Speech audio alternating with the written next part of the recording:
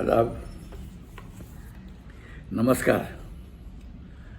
आपका मेरी अपनी महफिल में एक बार फिर इस्तकबाल है, स्वागत है। आजकल मैं आपको सुना रहा हूँ जनाब नसीरुद्दीन शाह साहब की खुदनविश्त और फिर एक दिन। आज इस खुदनविश्त के 24वें बाब का दूसरा हिस्सा, चैप्टर 24B, उन्वान है गरीब थिएटर अमीर फिल्म। इसका दूसरा हिस्सा।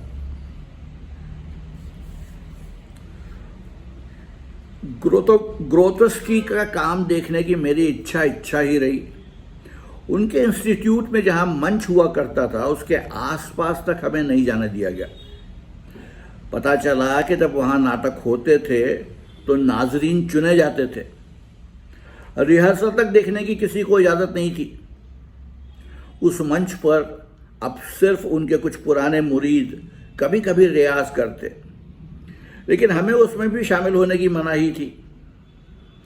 जंगल में पिछले हफ्ते का तजुर्बा, अब ये खुफिया रस्म वाला माहौल और असतज़ा के एहसान करने वाले रवैये से मुझे बड़ी कोफ्त हुई।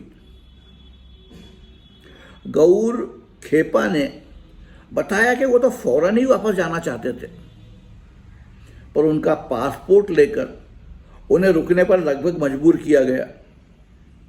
जो हो रहा था, मैं तो उससे सिर्फ परेशान था, पर गौर खेपा को तो पूरे सिलसिले से नफरत थी। उन्होंने एक दिन भी किसी अभ्यास में भाग नहीं लिया।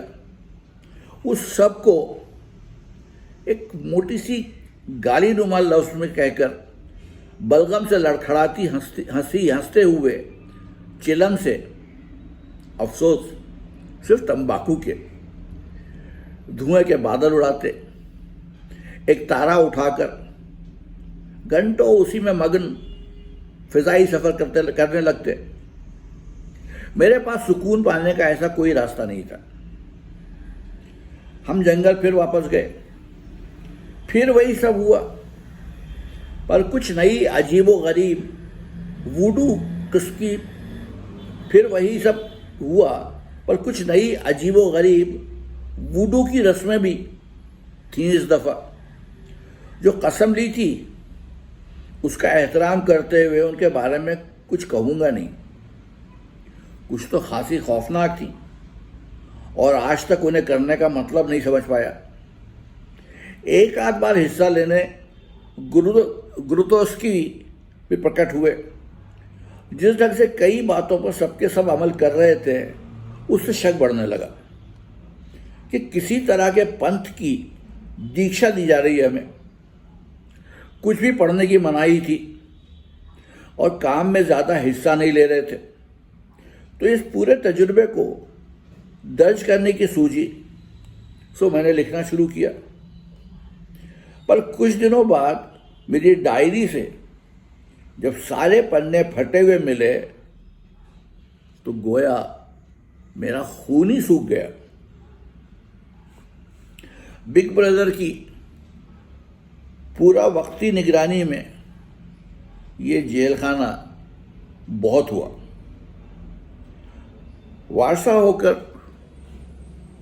वारसो होकर बम्बई का टिकट ले लिया और 20 दिन पोलैंड में रहकर उस मुल्क को अलविदा कह दिया। उस जंगल में मैं एक हफ्ता और रह लेता तो अपना दिमागी तवाज़ुन खो बैठता। वारसा हवाई अड्डे पर वापसी की उड़ान का इंतज़ार करते हुए पोलैंड में पहली बार एक सरदार जी नजर आए और उनसे बातें करने लगा कि घर का आधा रास्ता तय ही हो गया। उन 3 हफ्तों में रत्ना को फोन भी नहीं कर सका था। उसे तो 1 और माह तक मेरे वापसी की उम्मीद नहीं थी। उसे यकीन नहीं आ रहा था कि मैं बिना सामान, जिसे वारसा से आते आते एयरलाइंस ने इधर उधर कर दिया, यूं अचानक लौट आया। इस पूरी बेहुदा वर्जिश से ज़्यादा कुछ पाया नहीं। इस बेहुदा वर्जिश से ज़्यादा कुछ पाया नहीं मैंने, सिवाय इसके कि एक छोटे जख्म की वजह से मेरे पैर बुरी तरह सूज गए। और दिन की रोशनी की तरह ये बात साफ हुई कि कोई कुछ मदद करने से रहा। जो सीखना है अपने बलबूते पर ही सीखना होगा। कुछ अरसे तक बार बार ये ख्याल सताता रहा कि अगर मैं वहाँ रुक गया होता तो क्या सूरत होती। कभी कभी पछतावे के साथ सवाल उठते जहन में, क्या मैं भाग खड़ा हुआ था? क्या जो ग्रोतोव्स्की कर रहे थे उसे समझने के लिए मैं तैयार नहीं था? जब कुछ बरस बाद ग्रोतोव्स्की का इंतकाल हुआ तो उनके लगभग सभी शागिर्द अदाकारी के फन से पूरी तरह लैस होने के बावजूद दुनियावी तालमेल से बिल्कुल महरूम निकले। उनमें से शायद ही कोई बामानी काम कर सका। मुझे तो पोलैंड में रहते हुए लगा कि मैं उन सन्यासियों जैसा नहीं हूं। मुझे मेरी दुनिया अजीज थी। पोलैंड जाना मेहनत के पैसों की और उससे भी बढ़कर वक्त की मुकम्मल बर्बादी साबित हुआ। उस जंगल में जो भी सिखाने की कोशिश कर रहे थे उसका मेरे लिए कोई इस्तेमाल नहीं था। आदि अवस्था पा लेने के बाद क्या जंगल में शेर चीतों के साथ रहने की कोशिश की जाए? यूं भी मुझे गुरु की तलाश नहीं थी जिसके पास मेरे सारे जवाब हों। मुझे जवाबों की नहीं, अपनी महारत को पुख्ता बनाने की ज़रूरत थी। और ये सब अगर जिस्मानी महारत के लिए करवाया जा रहा था तो इससे पहले भी मैं नहरों में तैर चुका था, पेड़ों पर चढ़ चुका था और जंगलों की सैर भी इतनी की थी कि उसमें मुझे कुछ ऐसा नहीं मिला जो मेरी रूह को नए आयाम दे सके या ऊंचाइयों पर ले जा सके। मैं गया था अपने काम के बारे में जानकारी पाने, क्योंकि मैं ये काम करते रहना चाहता था। वहां तो लगा कि मैं अपनी शुद्ध बुद्ध ही खोता जा रहा हूं। वैसे तो ग्रोतोव्स्की की ग्रोतोव्स्की की कुछ बातें काफी घर कर गई थी। अपनी ताकत तक पहुंचने की बात और बयान करने वाला हिस्सा भी कुछ समझ में आया और लगा कि अगर दूसरे से पीछा छुड़ाकर मैं पहले को जरा सा भी पा सका तो अदाकारी में मुझे मदद जरूर मिलेगी। पर वहां जो कुछ हो रहा था उससे मेरे काम का कोई ताल्लुक ही नहीं था। इस सारे ढकोसले के पीछे मजहब तब्दीली और पैगंबरी की बू आ रही थी। हमसे जिस अंधभक्ति की मांग की जा रही थी, हर चीज जिस तरह राज के पर्दे में लिपटी थी, ये मुझे बिल्कुल नहीं भाया। उस्ताद शागिर्द रवायत से ग्रोतोव्स्की ने सिर्फ ये सीखा कि अपने आप को पहेली बनाकर शागिर्दों से जानकारी छुपाए। माफ कीजिएगा, उस्ताद शागिर्द रवायत से ग्रोतोव्स्की ने सिर्फ ये सीखा कि अपने आप को पहेली बनाकर शागिर्दों से जानकारी छुपाए रखो और उनसे सिर्फ लो, दो कुछ नहीं। हमें तरह तरह की अजीब कैफियतों में डालकर, निगरानी रखकर गालिबन कुछ ऐसे नतीजों पर पहुंच रहे थे जिन्हें जानने के हम हकदार नहीं थे। तब पता चला कि गिनी पिग को कैसा लगता होगा जब वो प्रयोग में इस्तेमाल किया जाता होगा। साल 2001 में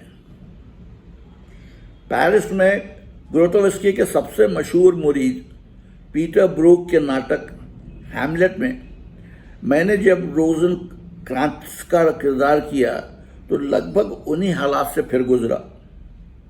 पीटर भी अपने आप को गुर्तोवस्की जितना पुरस्कार बनाने पर आमादा थे, और न सिर्फ ये कि उन्होंने महाभारत लफ्ज़ का सही तलफ़्फ़ुज़ सीखने की भी जहमत नहीं की थी, बल्कि जितने घमंडशुदा खुद से आज़ाद लोगों से मैं मिला हूँ उनमें पीटर पहले नंबर पर आते हैं। रंग कर्म के या हेमलेट के बारे में कोई भी गहरी बात कहने के आसपास भी कभी नहीं फटके। अहम अदाकार के अलावा बाकी सबका उनके लिए कोई वजूद ही नहीं था। उस ज़राए के थिएटर से जिन लोगों का तालमेल बैठा, उनको क्या चीज़ मुहर्रिक लगी, मैंने बहुत लोगों से पूछा, लेकिन जवाब में सिर्फ लघुयत मिली। आज़ादी का एहसास होता है, ऊर्जा को बस छूने ही वाला हूं, ये जानना ही काफ़ी है कि वो आसपास हैं, मेरे जीवन में फैलाव आया है। उम्मीद है कि कुछ तो अपने काम में उनमें से किसी बात का रिश्ता जोड़ सके होंगे, और पता नहीं कितने थे जो मेरी तरह कुछ भी पाए बिना वापस आ गए। इतना ज़रूर पता है कि वापस आने के बाद भारत से गए लोगों में से एक तो कलकत्ता के पास जंगल में पोलैंड से जो जादू की पुड़िया लाया था उससे काम चला रहा है। दो जो तब तक थिएटर में काफ़ी एक्टिव थे, उन्होंने फिर कभी नाटक करने की कोशिश नहीं की, और जहाँ तक मेरा इल्म है और भी कुछ नहीं किया। गौर और दीपक का इंतकाल हो गया, और हाल ही में रेखा का भी। मेरे लिए एक हिंदी मसाला फिल्म में लग जाने से उस भूतिया तजुर्बे का असर कुछ कम हुआ। वही फिल्म जाने से पहले जिससे मैं जान न छुड़ा सका था, अब उसमें काम करने से जुड़े फायदों का खूब लुत्फ उठाया। फर्स्ट क्लास में दुबई तक का सफ़र, 5 सितारा होटल में रहना, अब बेशक सीन में ही सही गोद में अप्सरा हेलेन की मौजूदगी। मेरे सेंट एंसलिन के दिनों से भारत में खबर उड़ रही थी कि गांधी जी पर फिल्म बनाने का सर रिचर्ड एटनबरो इरादा कर रहे हैं, और उसका ऐलान करने वो एक फिल्म मेले में भारत आए भी थे। गांधी जी के किरदार के लिए तब सर एलेक गिनेस का नाम लिया जा रहा था। बीच के बरसों में दूसरे बहुत से और मुअज़्ज़ज़ नाम आए, Tom Courtenay, Donald Pleasence, Anthony Hopkins, John Hurt. Aakrosh की रिलीज के आसपास ये खबर फैली कि उस किरदार के लिए हिंदुस्तानी अदाकार की तलाश में सर रिचर्ड बम्बई आने वाले हैं। मेरा एंटेना बड़ी जोर से झंझनाया, लगा जिस मौके की मैं राह देख रहा था आ गया। शायद 1964 में जब इस फिल्म के बारे में पढ़ा था तो उस किरदार को करने की बात नहीं सोची थी। 14 साल का ही तो था, गांधी का नहीं अलादीन का रोल करना चाहता था। पर अब 30 के आसपास पहुंचते हुए सोचा, कोशिश करने में क्या हर्ज है। मंच पर कई बार बूढ़े लोगों का किरदार कर चुका था, और यकीन था कि ये वाला भी कर लूंगा। हॉलीवुड की उस बड़ी बजट की फिल्म में अहम किरदार मिलना नामुमकिन बिल्कुल नहीं लगा। आखिर यूरोप में ऐसा कौन होगा जो गांधी जी की शरीर भाषा की नकल कर सके। ना ही भारत में ऐसे ज्यादा एक्टर थे। कुदरत ने मुझे दुबली पतली काया और अजीब सा चेहरा इसीलिए दिया था। हिंदुस्तानी अदाकार लिया जाता तो वो मैं ही हो सकता था। जरा गुमान नहीं था मुझे कि जो हो रहा है सब दोगली हिकमत अमली है। सर रिचर्ड बहुत ही दोस्ताना अंदाज में मिले, आक्रोश देखी थी उन्होंने और मेरे काम की कुछ ज़्यादा ही तारीफ करने लगे। मुझे उस्ताद यानी मास्ट्रो कहकर मुखातिब करते रहे। मेरी बात अनसुनी कर गए। गन्स एट बतासे और एंग्री साइलेंस में मुझे उनकी अदाकारी बहुत अच्छी लगी थी, मगर कुछ तालमेल सा ज़रूर बनने लगा। कम से कम ऐसी खुश ख्याली मुझे हुई। 2 दिन बाद मुझे दोबारा मिलने बुलाया गया। बम्बई का हर दूसरा अदाकार उनसे मुलाकात की उम्मीद में ताजमहल होटल के चक्कर काट रहा था। मुझे उनसे मिलने का दूसरा मौका मिल गया, जिसमें उन्होंने मुझे स्क्रीन टेस्ट के लिए लंदन बुलाया। एक फिल्म के लिए मैं दाढ़ी बढ़ा रहा था। उसे मुंडाकर हाल में जो नया सूट खरीदा था उसे पहनकर पहली बार विलायत के लिए रवाना हुआ, एग्जीक्यूटिव क्लास में। साथ में स्मिता पाटिल, भक्ति बर्वे और रोहिणी हट्टंगडी, तीनों कस्तूरबा के रोल की उम्मीदवार थीं। लंदन में रजिस्ट्रेशन नंबर RA1 और RA2 की 2 रोल्स रॉयस हमारा इंतज़ार कर रही थी और हम बड़े शान से ऑक्सफोर्ड स्ट्रीट पहुंचे, जहां टीवी लगे कमरों में हमें ठहराया गया। बाद में कितना फटका पड़ने वाला था इससे बेखबर मैंने रत्ना को फ़ोन किया और उसने बताया कि भारतीय अखबारों में खबर छप भी चुकी है कि मुझे चुन लिया गया है। गर्मी का जगमग दिन था। मेरी रूह आसमानों में तैर रही थी और मैं लंदन की हवा को सांसों में जज्ब करता हुआ ऑक्सफोर्ड स्ट्रीट पर इधर उधर डोलता रहा। आखिरकार इंग्लैंड में था और ऐसी शोहरत की चौखट पर जो कई बार सपनों में मिली थी। अचानक बाबा की बहुत याद आई। अगली सुबह शेपटन स्टूडियो के गलियारे में पीछे से किसी शख्स की गंजी चांद देखकर मेरा दिल बैठने से लगा। हमारा तारुफ कराया गया और वो जब घूमा तो मेरा दिल नीचे टखनों तक जा पहुंचा। बेन किंग्सले, वो तो बिना मेकअप के ही गांधी लग रहा था। हेकड़ी में मैं यह माने बैठा था कि किसी अंग्रेज अदाकार की गांधी से इतनी शुबहत हो ही नहीं सकती, पर वो मेरी नजरों के सामने खड़ा था। तीसरे उम्मीदवार थे कबड्डी के खिलाड़ियों जैसी पिंडलियों वाले जॉन हर्ट। काफी बाद में यह बात दिमाग में उतरी कि बेन के बारे में फैसला हो चुका था और रोहिणी के बारे में भी। हम सबका टेस्ट लेने का दिखावा किया जाना और भारतीय प्रेस में खबर फैलाना कि मेरा इंतखाब कर लिया गया है, हकीकत में एक धोखा था, जिसका मकसद था गोरे अदाकार को लिए जाने का। जब वो ऐलान करें तो किसी को एतराज न हो। गोरे अदाकार का लिया जाना भी तय ही था। शूटिंग शुरू होने से पहले ही गालिबन ऑस्कर के लिए जोड़ तोड़ शुरू हो चुकी थी। ये सब तब समझ में आया जब वापस आने के कुछ दिन बाद मैंने एक अखबारी सुर्खी देखी।